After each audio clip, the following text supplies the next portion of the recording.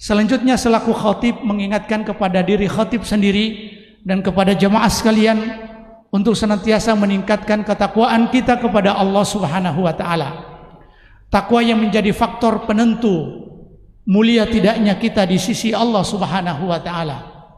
Allah tidak melihat suku, Allah tidak melihat bangsa, Allah juga tidak melihat jenis kelamin kita, warna kulit kita. Yang Allah lihat apakah kita adalah orang yang bertakwa di sisinya ataupun tidak. Semakin kita bertakwa kepada Allah, maka semakin terangkat derajat kita di sisi Allah Subhanahu wa taala. Sebaliknya, semakin kita tidak bertakwa kepada Allah, maka semakin turun pula derajat kita di sisi Allah Subhanahu wa taala. Dan alhamdulillah Allah Subhanahu wa taala letakkan itu dalam kemuliaan, atau Allah Subhanahu wa taala letakkan kemuliaan itu dalam ketakwaan agar supaya setiap manusia memiliki kesempatan yang sama di hadapan Allah Subhanahu wa taala. Kalau hanya sekedar hartanya saja tidak menjadi tolak ukur mulia orang tersebut di sisi Allah Subhanahu wa taala. Kalau hanya kedudukannya saja bukan tolak ukur bahwa dia itu adalah orang yang mulia. Atau sebaliknya, kalau dia melarat dalam kehidupan dunia lalu kemudian orang itu sudah dianggap hina di sisi Allah Subhanahu wa taala. Keadaan adanya atau ketiadaan tidak dari sisi materi tidak menjadi tolak ukur orang itu mulia. Yang akan menjadi tolak ukur adalah ketakwaan yang itu bisa diraih oleh orang miskin, oleh orang kaya, wanita, laki-laki, dan seluruh jenis manusia itu bisa menjadi orang yang bertakwa kalau dia mau.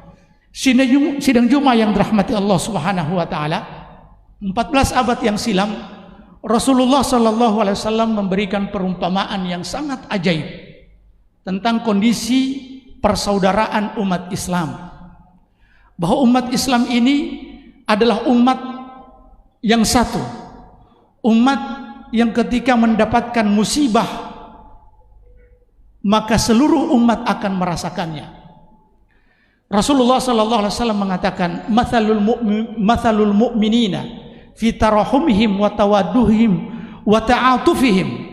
Perumpamaan orang-orang mukmin dalam masalah cinta, kasih sayang mereka, kamathalil jasadil wahid.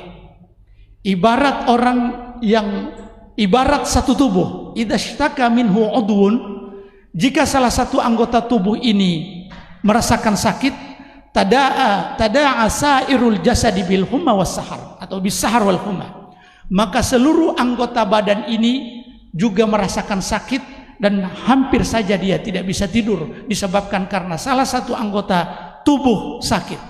Dan ini bisa kita rasakan pada saat kita sakit, katakanlah sakit mata. Memang cuma mata yang sakit, tapi ternyata mata yang sakit menyebabkan kita demam. Dan karena kita demam, maka pada akhirnya kita sulit untuk tidur. Seperti itulah kaum muslimin digambarkan oleh Rasulullah sallallahu alaihi wasallam. Jika ada di antara kaum muslimin yang mengalami kesusahan, yang mengalami musibah, yang mengalami intimidasi, yang merasakan kezaliman dari yang lain, maka sesungguhnya orang mukmin lain dia tidak merasa senang.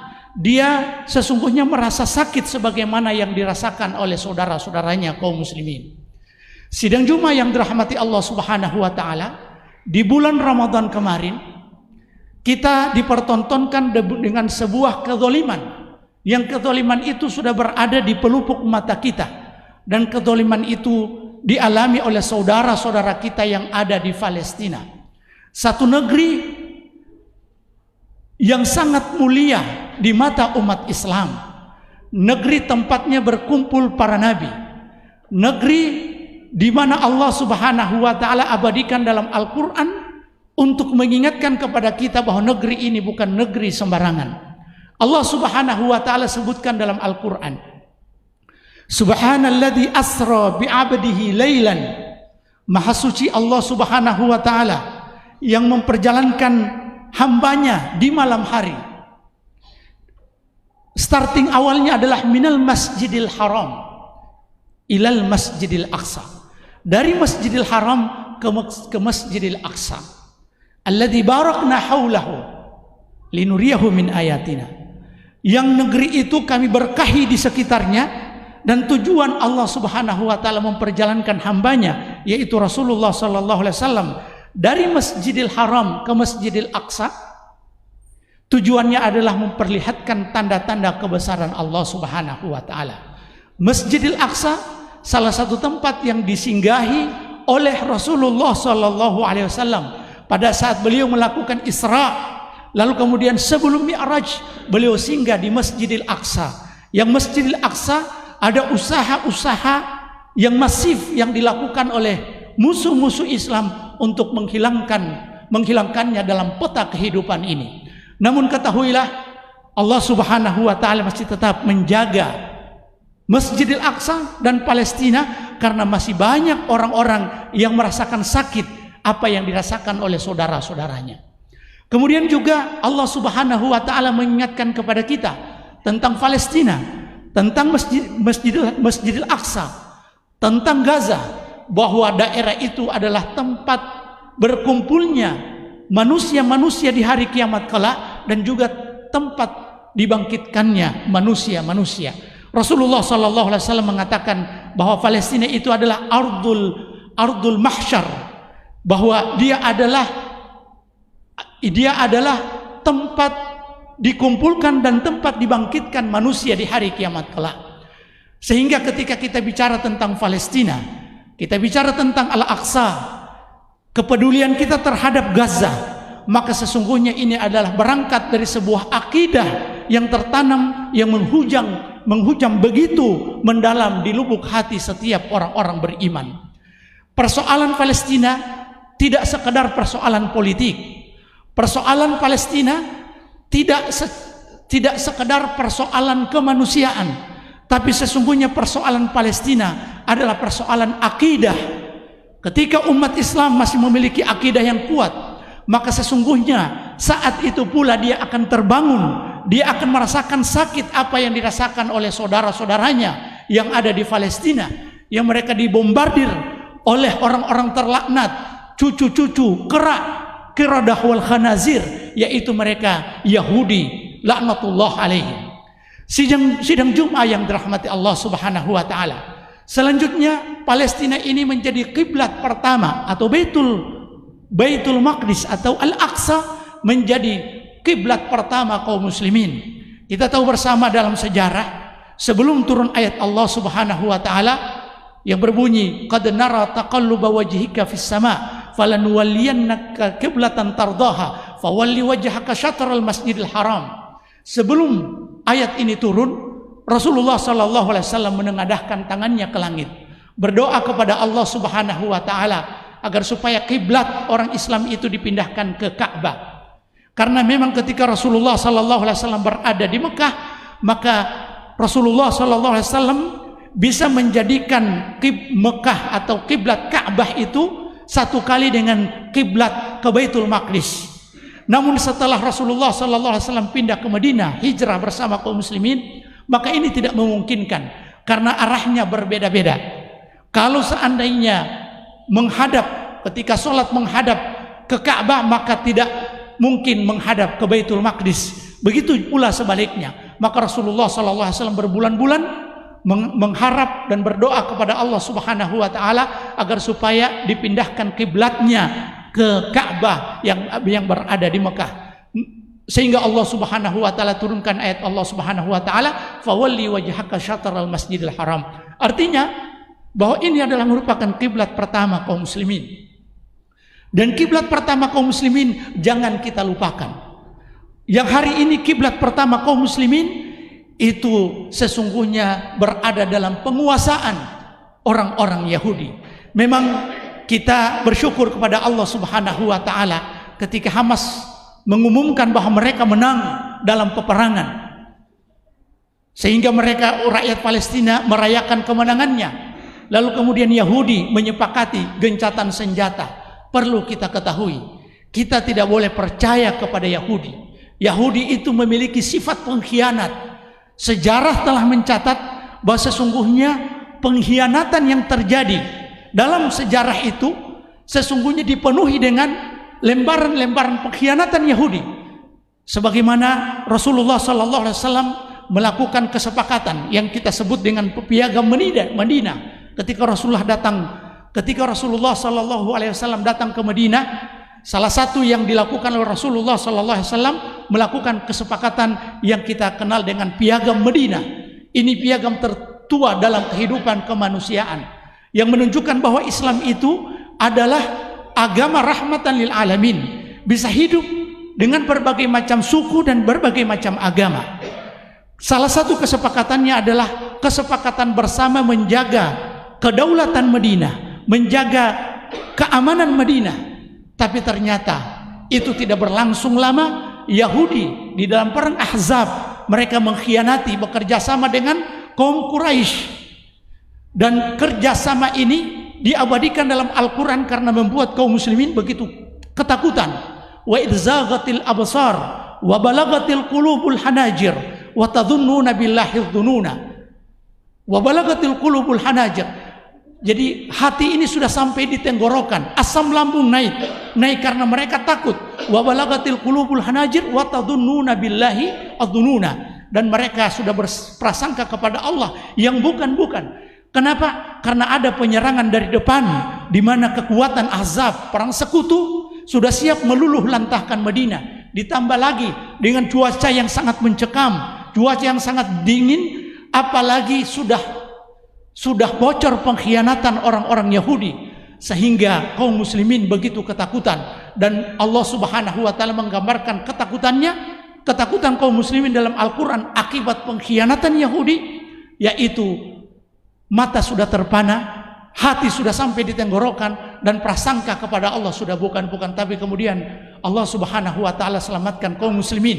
Ini disebabkan karena pengkhianatan Yahudi dan lembaran-lembaran sejarah hitam itu dengan pengkhianatan Yahudi. Termasuk ketika Yahudi datang ke Palestina di zaman Sultan Abdul Hamid, mereka diberi tempat karena pada saat itu Eropa membantai orang-orang Yahudi. Tempat yang aman bagi mereka adalah tempat kaum muslimin. Mereka datang ke Palestina, tapi karena pengkhianatan mereka sampai mereka mencamplok tanah Palestina yang hari ini Palestina dalam genggaman mereka. Maka kita jangan percaya, sebab permusuhan ini adalah permusuhan abadi.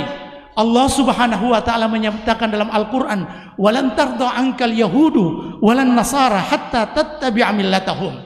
Orang Yahudi tidak akan pernah ridho, walan tarda angkal Yahud walan Nasara, dan juga orang-orang Nasrani, sampai kalian mengikuti millah ataupun agama mereka. Sehingga kita jangan terkecoh dengan kesepakatan ini. Kita memang bergembira karena memang ada perlawanan, tapi kemudian membuat kita terkecoh lagi. Maka ketahuilah bahwa Yahudi adalah selalu ingkar janji, dan mereka adalah para pengkhianat. Sidang Jumat yang dirahmati Allah Subhanahu wa taala, dengan fenomena serta realitas seperti sekarang ini, maka apa yang kita lakukan?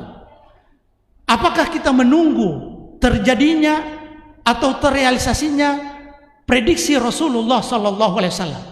14 abad yang silam, Rasulullah sallallahu alaihi wasallam mengatakan, "La taqumus sa'ah hatta yuqatilal muslimuna al-yahud." Hari kiamat ini tidak akan pernah terjadi sampai orang-orang Islam itu akan memerangi Yahudi. Dari hadis ini kita bisa melihat bahwa sesungguhnya ini adalah perang abadi. Ini adalah permusuhan abadi, dan ini adalah permusuhan akidah, dan tidak hanya sekedar permusuhan politik. Meskipun ini juga menjadi variabel. Kenapa Palestina hari ini dalam cengkeraman orang-orang Yahudi? Karena secara politik mereka adalah para pengkhianat dan mampu mengumpulkan kekuatan, sementara kaum muslimin tercabik-cabik. Kita tidak menunggu dan berpangku tangan terjadinya hadis Rasulullah sallallahu alaihi wasallam bahwa orang mukmin, bahwa hari kiamat ini tidak akan terjadi sampai orang-orang muslim itu akan memerangi orang-orang Yahudi. Disebutkan dalam hadis, sampai-sampai batu dan pepohonan mengatakan, "Ya Muslim, ya Abdullah, ta'al hada Yahud, falyuqatilhu, faqtulhu." Wahai Muslim, wahai hamba Allah Subhanahu wa taala. Ini yang akan berbicara, karena orang Yahudi itu bersembunyi di balik pohon dan juga bersembunyi di batu. pohon dan batu pun memanggil orang muslim, dan yang dipanggil itu adalah orang Islam. Ya muslim, wahai orang yang memiliki keimanan. Bagi orang yang tidak memiliki keimanan, dia tidak akan mampu untuk menyerang Yahudi. Ya Abdullah, wahai hamba Allah Subhanahu wa taala, ketahuilah yang bisa membunuh Yahudi, yang bisa mengalahkan Yahudi dan bisa mengalahkan Yahudi serta Bani Israel, negara mereka Israel, sesungguhnya hanya orang Islam yang memiliki keislaman yang kuat, dan juga dia adalah hamba Allah Subhanahu wa taala. Kalau yang datang bukan orang muslim, atau Islamnya sangat lemah, atau dia tidak memiliki posisi nilai tawar di sisi Allah bahwa dia adalah hamba Allah, maka ketahuilah sampai kapanpun kemenangan itu tidak akan pernah terjadi. Rasulullah sallallahu alaihi wasallam mengatakan bahwa orang mukmin, bahwa hari kiamat tidak akan pernah terjadi kecuali orang mukmin akan meluluh lantahkan dan membunuh orang Yahudi, sampai-sampai batu serta pepohonan akan berbicara, dan dengan izin Allah Subhanahu wa taala batu dan pepohonan ini berbicara dan memberitahukan persembunyian orang Yahudi, dan diberitahukan kepada orang mukmin. Dan ingat, orang Islam, orang yang memiliki keislaman dan memiliki agama yang kuat yang dipanggil saat itu, dan bukan orang liberal.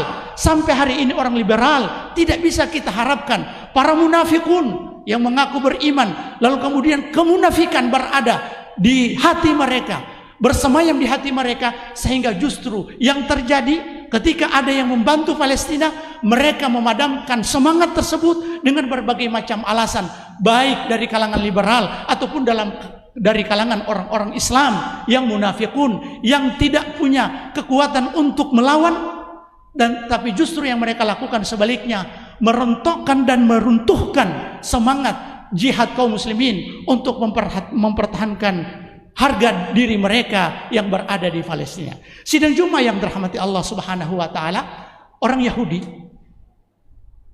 mereka tahu bahwa kebenaran hadis ini, lalu kemudian mereka berbondong-bondong untuk menanam pohon, karena kata Nabi, illa syajarah al-gharqad, kecuali pohon gharqad. Pohon gharqad yang tidak berbicara dan tidak menyampaikan kepada mereka. Anehnya, mereka mengimani apa yang disampaikan oleh Nabi, tapi mereka memerangi agama ini. Begitulah kaum Yahudi. Mereka tahu kebenaran, tapi mereka tidak tunduk terhadap kebenaran, bahkan menjadi pembangkang serta manusia-manusia yang akan menghalangi kebenaran itu. Sehingga mereka mendapatkan gelar ghairil maghdubi alaihim waladdallin, amin. Ya'rifunahu kama ya'rifuna abna'ahum. Orang-orang Yahudi mengetahui engkau Muhammad sebagaimana mereka mengenal anak-anak mereka. Nabi Muhammad sallallahu alaihi wasallam, mereka tahu bahwa dia adalah nabi terakhir, nabi membawa kebenaran, tapi kemudian mereka menjadi pembangkang terhadap apa yang disampaikan oleh Rasulullah sallallahu alaihi wasallam. Jadi sesungguhnya kita tidak boleh berpangku tangan menunggu apa yang terjadi nanti di hari kiamat kelak, di mana orang Yahudi, orang Islam akan membunuh orang Yahudi. Tapi pergulatan ini, peperangan ini akan terus berjalan sampai di hari kiamat kelak akan berakhir dengan kemenangan kaum muslimin. Dan ini adalah merupakan ujian bagi diri kita. Apa yang bisa kita lakukan hari ini? Pertama, kita memperbanyak berdoa kepada Allah Subhanahu wa taala. Kita lantunkan doa memohon kepada Allah agar supaya kekuatan Yahudi, persenjataan yang mereka miliki, Allah akan cabik-cabik, Allah akan runtuhkan. Sementara kaum muslimin yang berusaha membela harga diri mereka, tanah kelahiran mereka, Palestina yang menjadi kota suci kaum muslimin, itu akan senantiasa terjaga dari kaum muslimin, karena doa ini adalah senjata ampuh yang dimiliki oleh hamba-hamba Allah Subhanahu wa taala yang lemah. Dia menjadi jembatan penghubung antara lemahnya manusia dan dengan kemahakuasaan Allah Subhanahu wa taala. Yang kedua, yang bisa kita lakukan adalah berusaha membantu dengan dana yang dimiliki, dengan berinfak, menyalurkan bantuan-bantuan serta sumbangan-sumbangan yang dikumpul dari kaum muslimin lewat organisasi-organisasi yang terpercaya, yang memiliki akses dengan para pejuang-pejuang yang ada di Palestina. Allah Subhanahu wa taala sebutkan dalam Al-Qur'an, menggandengkan antara jihad dengan harta itu dan jihad dengan jiwa dalam 10 ayat yang berbeda. Dan hanya 1 ayat yang berbicara, yang mendahulukan berjihad dengan jiwa daripada harta. Selain itu 9 ayat berbicara tentang jihad itu berjihad dengan harta kemudian dengan jiwa. Tapi hanya dalam 1 ayat Allah Subhanahu wa taala menggandengkan antara harta, berjihad dengan harta, dan berjihad dengan nyawa, tapi mendahulukan nyawa. Allah Subhanahu wa taala berfirman dalam surat At-Taubah, "Innallaha ashtara minal mu'minina anfusahum wa amwalahum bi anna lahumul jannah. Yuqatiluna fi sabilillahi fayaqtuluna wa yuqtalun." Sesungguhnya Allah Subhanahu wa taala membeli, "Innallaha ashtara minal mu'minin," dari orang-orang mukmin, anfusahum, jiwa mereka dan harta mereka, bi anna lahumul jannah, dan nilai tukarnya adalah surga Allah Subhanahu wa taala. Kata para ulama, ini merupakan tamhid. Ini adalah merupakan pendahuluan. 9 ayat yang berbicara tentang digandengkannya berinfak dengan harta dan jiwa, dan mendahulukan berinfak dengan harta, sebab sesungguhnya harta ini termasuk yang dicintai oleh setiap orang. Wa innahu lihubbil khairi lasyadid. Tapi sesungguhnya lebih mencintai jiwanya. Orang akan mengorbankan hartanya, yang penting jiwanya masih ada, yang penting dia masih hidup. Untuk mendapatkan kehidupan, dia rela mengeluarkan dana, menggelontorkan dana yang bertahun-tahun, berpuluh-puluh tahun yang dia cari selama ini untuk sebuah kesembuhan penyakit. Yang penting dia masih bisa hidup. Artinya, kita tidak akan bisa berjihad dengan nyawa kita kalau seandainya kita belum mampu untuk berjihad dengan harta-harta kita. Bagaimana mungkin kita bisa berjihad dengan jiwa kita kalau seandainya dengan harta saja kita tidak mampu? Maka sesungguhnya ini adalah merupakan pendahuluan. Orang yang akan terbiasa berjihad dengan hartanya, maka ini akan memungkinkan bagi dia untuk bisa mengorbankan apa yang lebih dia cintai, yaitu jiwanya. Sidang Jumat yang dirahmati Allah Subhanahu wa taala. Kemudian yang ketiga, kita mensupport perjuangan-perjuangan, gerakan-gerakan kemanusiaan, ormas-ormas yang melakukan hal ini, dan termasuk di Wahdah Islamiyah, sebuah program yang diprakarsai oleh Wahdah Islamiyah secara nasional. Secara nasional, Keluarga Indonesia Bela Palestina. Keluarga Indonesia Bela Palestina. Sebab kita harus menumbuhkan kecintaan terhadap Palestina, terhadap Al-Quds, karena ini berkenaan dengan akidah kita. Ini berkenaan dengan agama kita. Kita harus didik anak-anak kita memiliki cinta terhadap Palestina. Jangan sampai keadaanlah yang akan menenggelamkan perasaan cinta terhadap Palestina ini, karena ini adalah bagian dari akidah kita. Barakallahu li wa lakum fil Qur'anil azim, wa nafa'ni wa iyyakum bima fihi minal ayati wadh-dhikril hakim, wa taqabbala minni wa minkum tilawatahu, innahu huwal ghafurur rahim.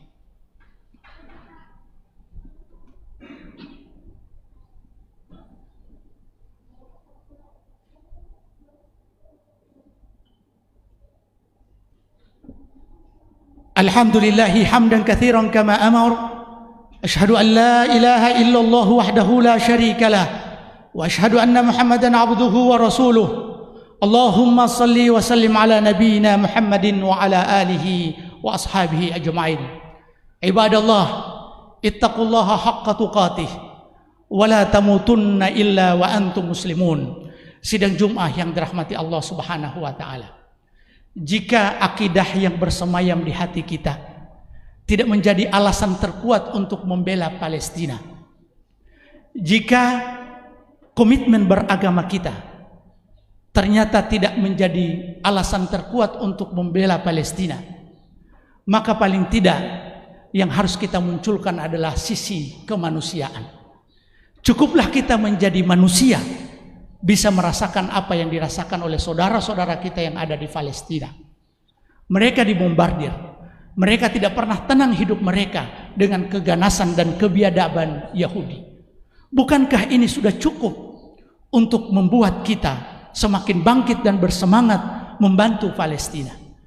Jika sisi kemanusiaan kita tertutup, maka sesungguhnya kita adalah orang-orang yang sudah tidak pantas lagi disebut manusia. Bukankah semut mau menyelamatkan teman-teman dan kawanannya?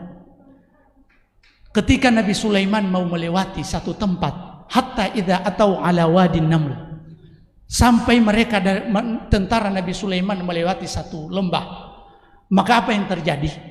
Seekor semut, entah semut dari mana, kemudian dia berteriak, ya ayuhan namlu, wahai kawanan semut, udkhulu masakinakum, masuklah kalian ke rumah-rumah kalian. Dia peduli terhadap kawanannya, padahal dia adalah semut. Dia tidak ego. Dia masih memikirkan keadaan semut yang lain. Udkhulu masakinakum la yahtimannakum Sulaiman wa junuduhu. Jangan sampai Nabi Sulaiman dan bala tentaranya akan menginjak-injak kalian wahum la yash'urun, sedang mereka tidak mengetahui. Semut saja begitu antusias dan quick respon, cepat responnya semut. Jangan sampai kawanannya akan diinjak-injak oleh Nabi Sulaiman dan tentaranya, sedang Nabi Sulaiman tidak mengetahui. Apalagi di depan mata kita, kita mengetahui dengan sadar bahwa sesungguhnya Yahudi sedang merampas hak-hak saudara kita yang ada di Palestina. Yahudi dengan kebiadaban mereka dan keganasan mereka membombardir Gaza yang menjadi tempat kaum muslimin.